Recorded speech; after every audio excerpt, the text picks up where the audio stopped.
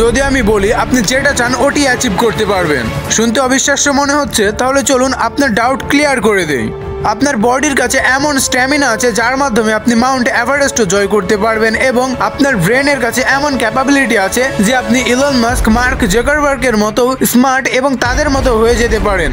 পৃথিবীর যত নামি দামি ব্যক্তি আছে যেমন Elon Musk, mark Zuckerberg, Steve jobs, তাদের কাছে যেই ব্রেন যেই বডি আছে আপনার কাছে সেম সেই বডি সেই ব্রেনই আছে। শুধু পার্থক্য হচ্ছে তাদের মাইন্ডসেট এবং আপনার মাইন্ডসেট। আপনি কোনো কিছু করার আগেই অনেক নেগেটিভ থটস আনেন এবং ডিমোটিভেট হয়ে যান এবং নানান দ্বিধাদ্বন্দ্বের মধ্যে পড়ে কোনো কিছু শুরুই করেন না।